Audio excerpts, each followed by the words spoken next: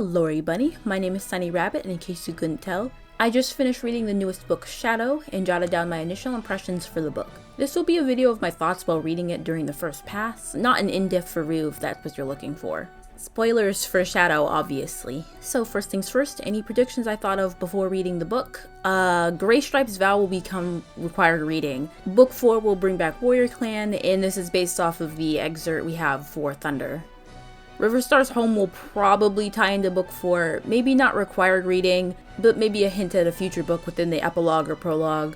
The usual stuff we get, everyone being weird and cryptic, but it's a hint at what's to come. Ooh. After reading the preview before the book came out, I had a few more predictions. Bramblestar's Deadometer is officially in the yellow. Squirrelstar is like now a 40 to 45% chance of happening. And Leafstar is going really hard on Tigerstar. Given their history, I can see why she's like mad at him for overstepping his boundaries. With that out of the way, let's get into the actual book itself and how I felt about it on the first reading. Poor Sunbeam is now tied to Nightheart's story, and she's fallen into the trap of being relegated to a romance, and I think it's really sad. She does have the plot with Berryheart, but I think this is sort of the same vibe I'm getting like in the last series where Bristlefrost mostly became Root Spring's mate or wanting to be the mate, and I'm not liking that. I was sort of hoping they'd avoid that or do a sort of, oh, they're only pretending to be mates, but it seems like they've really dove into really committing to this storyline, so here we go. Frostpaw not being a medicine cat is cool. The other clans should still be mega suspicious and clamoring to help RiverClan if Frostpaw isn't a medicine cat. They literally just got out of the Ashfur business. A medicine cat not getting proper vision should send everyone into panic mode. I want to see Whistlepaw again. I'm glad that might happen in book 4 or book 5 as of this book's ending, so yeah. Nightheart has a weak stomach and he wants to throw up all the time. Is Tigerstar gonna get voted off the island? His interference in RiverClan is awful. He has terrible optics. I wouldn't be surprised if he's the first leader we see deposed as of the new rule for the code. Is Hairlight in the running for leader now that he has an apprentice? 2 Hairstars running around would be really funny. Lightleap abusing her power over RiverClan is the exact thing everyone was worried about. ShadowClan cats aren't entitled to whatever prey they want. It doesn't work both ways. You know, if RiverClan cats cross the border to catch prey, ShadowClan cats would change up their tone real quick about how they were temporarily one clan. Where is Tree? Why isn't he getting involved? He's literally a mediator. Is he stupid? They also have to stop using the word mate to mean cats getting together so frivolously. It makes some really weird lines, like Berryheart saying that she hoped her Sunbeam would mate with a cat in ShadowClan. It just has a really weird connotation. Poor Bramblestar has been through so much. Seeing him being so sad breaks my heart. I'm not even like a Bramblestar stan, but I don't like seeing him be a sad old man. I rolled my eyes with Frostpaw's confession to Splashtail. We've been through this with female characters like 3 times now. I just don't want to see it anymore. No more female characters confessing to guys. We just stop. I do think Splashtail is saying he likes her back to manipulate her in some way because of the conspiracy, but still. Frostpaw needs to run. Splashtail is no good for you. Even if he says he's trying to get used to her being a warrior instead of a medicine cat, he doesn't. He's lying and he's a manipulator. He does not like you. You have to run! Splashtail being part of a conspiracy. Wow, no one saw this coming. I think Team Racist and Team RiverClan Conspiracy have just started working together. Not something that's been going on for a while, though I'm not surprised. Book 1, I assume they were working together because Sunbeam said she heard some noise near the RiverClan border and Lightleap came out of the bushes, but apparently that was unrelated, I guess. Tigerstar letting Berryheart choose the tasks was a dumb decision. Berryheart is the most vocal about keeping outsiders out of the camp, so I feel like that should disqualify her. It doesn't give her any incentive to hold back, but it also means she's actively working to make the tasks as close to impossible as she can. If there was a volcano nearby, she'd tell Nightheart to jump in to prove that he's got that ShadowClan coolness or something. Murder mystery is back on the menu. On Frostpaw's vision, shouldn't she be able to see whose paws did the murder? In Power of 3, J-Paw knew he was in Lionpaw's body because he saw the golden furred paws. Reed Whisker wasn't that much help either, despite contacting her. We get a 3rd mention of vomit in this book. I don't know what the deal is, why everyone's vomiting. Why the heck is StarClan being so cagey? They have no real reason to hide all this information about the murder or conspiracy. The clan is also, like, literally falling apart, and the other StarClan cats won't tell one of the other medicine cats what's up with RiverClan, how to help them, what's going on. Speaking of StarClan, will the code change for medicine cats? Frostpaw seems indecisive about what her role is going to be, so hopefully there's a code change. Well, not indecisive, just that her connection doesn't seem as strong as the others. It like seems to fluctuate. With the next book likely being a traveling book, I was trying to figure out if there was something to do with the Moonstone being destroyed in Greystripe's vow.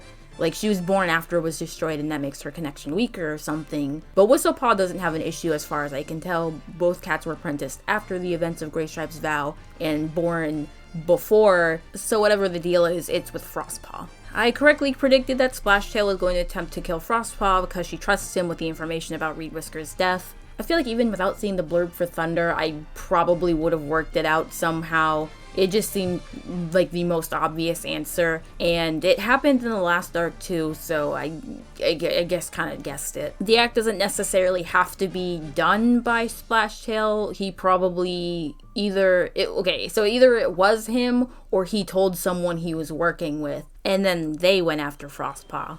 And then the next book we'll get like, oh, it wasn't me, it was French Whisker. He did it. You can trust me, Frostpaw. Halfway through the book, I wrote, Tree is still missing in action. He has one job and he's not doing it. Tigerstar is being really stupid. He has no reason to stay in RiverClan anymore considering the occupation has solved nothing as of the 1 month deadline he was given. RiverClan and SkyClan oppose, but Hairstar thinks it's still temporary, so it will work itself out. Bramblestar is doing whatever, and Squirrelflight opposes at least.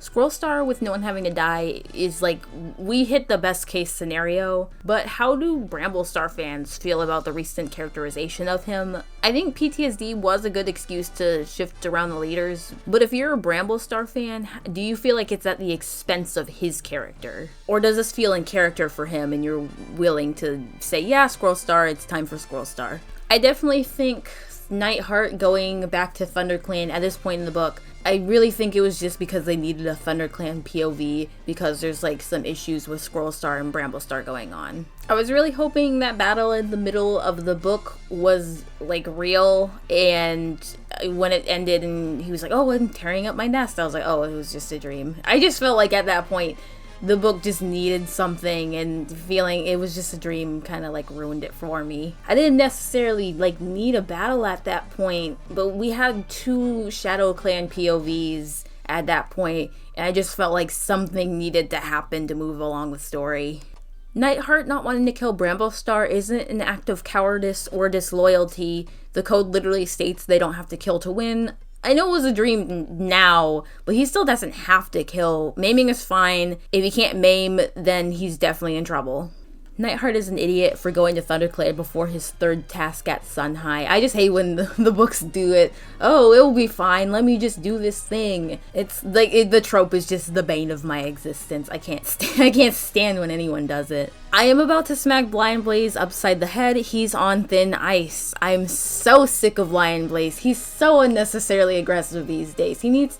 I think he's a cranky elder and he needs to go into the Elder's Den. Bramblestar having depression and PTSD. I personally like this new arc. I think it's something different. There was definitely a weird thing where he said Squirrelfly doesn't like when he talks about it. I don't know what that's supposed to imply, and I certainly don't like it. I did think the conversation he had with Nightheart was very sweet and showed the mentality Bramblestar is in right now with dealing with the after effects of the broken code. It just felt really down to earth and relatable. I do think it's really sad that he was handpicked by Firestar, helped with the journey to the lake, survived the storm, did all this stuff, but everything in the broken code and dealing with Ashfur was the thing that broke him. I think that's like a really low note to go out on. It's not like a low note for Bramblestar and his character arc. I mean like a low note where that was the thing that broke him. We sort of expect our protagonists to go out with a bang or some big flourish or die in the heat of battle, but I think if Bramblestar retired and just lived the rest of his life being a gentle, sad old man, I wouldn't mind all that much, provided they like treat it as like the delicate situation that it is. Enough about Bramblestar, let's go back to Sunbeam. She has officially devoted herself to Nightheart, and I genuinely think that really sucks. I was honestly hoping that they would pretend to be mates, and she seems to like him for some reason. I just don't see it. I don't know what it is with this romance, but I don't see where the sudden love came from. Like, look at Dawn of the Clans or some of the other arcs. You can tell the moment a cat falls in love with each other, they'll like blush and their whiskers will twitch and stuff like that. And I just don't see it with Sunbeam. It just feels like a 180 for me. And I just don't see where it's coming from. It honestly felt surreal when she got so mad when he left Shadow Clan for Thunder Clan. And so she leaves Shadow Clan to go to Thunder Clan with Nightheart. And I don't even think she told Tiger Star about Berryheart, did she? Because I really hope she did. Because I really hope they don't forget that plot line. I know it's Warrior Cats, but sometimes I really don't like the my clan needs me kind of thing. I really wish instead of Nightheart saying Thunder Clan needs me, I really wish they went with something worded more along the lines of I think Bramblestar needs me, because that's like they really focused on his relationship with Bramblestar and just said Bramblestar needs me, I think that would have hit emotionally more than just saying Thunder Clan needs me. I think they just say that when it's the protagonist saying it because they're like the protagonist and the hero of the story. Because could you imagine if like Stormcloud left and then he had his own super edition and then he's talking to like a kitty pet named Rubik's Cube and he turns to Rubik's and says, my clan needs me, Thunder Clan needs me. It just wouldn't have the same emotional impact of like a side character saying it. So I think they just said it because Nightheart's a protagonist. We also did get like some sort of confirmation about the question I've been asking about Bramblestar's life count, and they don't know how many lives he has left. So Bramblestar is still officially on the chopping block. And I don't know why, but I feel like the resolution with Sparkpelt and Thunder Clan felt like not unearned. I just didn't see it when he came back to check on Bramblestar. It just like Nightheart feels like a completely different cat in Shadow Clan. He's confident and he's joking around with Sunbeam. But I guess the Thunder Clan POV was really important. I don't necessarily think it was a heel turn for everyone, but it definitely feels weird that Thunder Clan seems so accepting of Nightheart when he came around for the second time. I'm fully willing to say that maybe on a second reading I'll get different vibes, but for the first one, there's something about the whole resolution there that I felt like we needed like just a tad bit more for me personally to feel like something happened. So Nightheart comes back to Thunder Clan and he hears the senior warriors discussing why Bramblestar stepping down would probably be a bad idea. And Thornclaw says, well, I heard stories about Pine Star and how when he left to become a kitty pet, Thunder Clan took a while to find its paws again. And not that I disagree, but I literally just read Blue Star's prophecy. And arguably, Sunstar was like a much better leader than Pine Star. Yeah, it did take them a while to find their paws, but that's mostly because of stuff that was happening at the time, like RiverClan taking Sunning Rocks and stuff. Pine Star left and he was a bad leader at the time, so him staying probably wouldn't have been the best. Sunstar was definitely a better leader, and his leadership was known for being peaceful. So sure, like after it took them a while to find their paws, but that's mostly because of the relations with the other clans, not necessarily Pine Star leaving. They mentioned Rowan Star as an example of a leader stepping down and it not making the clan stronger, but also Shadow Clan was already pretty much dissolved at the time, so I just don't think that's a good example. You have like two examples of leaders stepping down. Pine Star, yeah, it didn't make his clan stronger at the time, but there's different circumstances, and Rowan Star, Shadow Clan had pretty much dissolved, so him staying wouldn't have done anything anyway. I guess the bar is just really low, so Bramblestar could be a better precedent for a leader stepping down because they're not fit. So Sunbeam comes to Thunder Clan to live with Nightheart, and I'm officially done. I don't like that. It feels a little bit too forced, and she's weirdly possessive over him now. I just don't, like I said before, I just don't see it. So that's the end of my notes, the end of the book, and I'm just going to give an overall overview of my initial impressions of Shadow. Overall, I think this book was just okay. I guess to me, Sunbeam and Nightheart's stories just felt like they dragged it down because of how intertwined they are. You had some branching out with Sunbeam being tied in Berryheart's story and Nightheart doing the stuff in ThunderClan. I just didn't care for the romance in between and the tasks, because I sort of figured out what was gonna happen by the end. I think the romance started off too reminiscent of Root Spring and Brussels Frost, with Sunbeam falling in love with Blazefire, but Blazefire loves another cat. But they switched it up sort of with the Light Leap Blazefire Sunbeam love triangle, instead of as before it was just sort of one-sided on Bristlefrost's part. But overall it just has the same story beats to me. This book ended with Sunbeam moving to ThunderClan now, when the last book ended with Nightheart going to ShadowClan, and that just meh to me. I don't see an actual romance blossoming between the two of them. It just doesn't give me the same feeling as reading Greywing falling in love with Slate, or the love at first sight that Clear Sky had with his girlfriend, Storm. I guess Sunbeam learned to like Nightheart after all, but something about the vibes feel different than other romances written in this series. This book was very consistent with me, no big highs or no really low lows. I guess the key moment was the Bramblestar conversation with Nightheart, but outside of that I didn't really have any emotional impact. It was definitely interesting to see the story progress in RiverClan, but nothing to really drag me into it, since I don't really care for Sunbeam and Nightheart now that they have a love plot going on. We already knew about the murder, and I figured that ShadowClan was conspiring with RiverClan cats by book 1 or 2, so those reveals weren't really that big to me. I'm more invested in the drama in RiverClan with Frostpaw, and that's moving at its own pace now with her switching to a warrior role, and I guess now she's going back to a medicine cat role. The good thing is that we see Scrollstar is most likely going to happen, so there's going to be some plot with the conflict in ShadowClan, and now that they're going to be both pressured by SkyClan and ThunderClan, and possibly WindClan now that the other two clans are most likely getting involved. So on a first pass, I'd give it maybe a 6, a generous 7. It was good, but nothing that exceeded my expectations. So now that that's done, let's do predictions for the next book. Battle between the clans, probably book 4. I guess ThunderClan and SkyClan will make ShadowClan back off or relinquish their occupation, since the blurb for Thunder says tensions are easing, but I'm not entirely convinced that there won't be a big fight. Team Racist is still running around, so they'll probably instigate. Frostpaw and Nightheart go to the Forest Territories and see the Moonstone remains, because it just feels weird that Greystripe's vow had a whole, oh, Thunder came down and the Moonstone's blown up and they haven't done anything with it yet.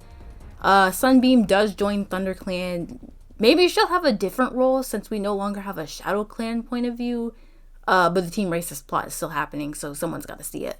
Sunbeam might be both the ShadowClan and RiverClan POVs if Frostpaw is leaving. Read Greystripe's vow and Riverstar's home now, because they probably will have something to do with the future plots. Just for the next arc, I think that we don't have a WindClan POV yet in the main series, and all the Medicine Cat roles are full if Frostpaw is the Medicine Cat. Whistlepaw would be a good choice for a WindClan view, because she would probably be a Medicine Cat at the time, don't have to do apprentice training, get a WindClan view, so she'll like hit all the right notes. Sunbeam and Nightheart's kids, if they do have babies, would be the ThunderClan POV, and then maybe another ShadowClan POV since we've had them since A Vision of Shadows. So Dovewing's baby, Birchpaw, Birchkit, or Lightleap's kids. I guess it's possible to get a SkyClan POV, but Root Spring doesn't have babies yet, and Frecklewish isn't dead yet. So it's possible, but I'm just like throwing whatever out there and hoping it sticks. Splashtail is definitely evil. I guess that's not much of a prediction, we just know he's got nefarious schemes. I still have no real opinion on Icewing. She seems like the new leader, but I'm willing to think she's just a misdirect, so the final leader choice will be more shocking. I like to see Tigerstar get booted, not because I hate him, just because the new rule needs using. And I'm unsure what book 6 is gearing up to. In 2 books, they could reasonably solve the leadership dispute, so this arc's end goal isn't as clear to me. Where A Vision of Shadows was bringing SkyClan to the lake, The Broken Code was fighting Ashfur, Element of Stars was defeating the Dark Forest, A Starless Clan could have these cats go to space, and I could think that they could reasonably fit that in within book 4 and 5 with the space they have to fill. So anyways, that's all I have to say about my initial impression of Shadow. Don't take my hot takes too seriously, this was my very recent thoughts, opinions, and predictions based on what I literally just read.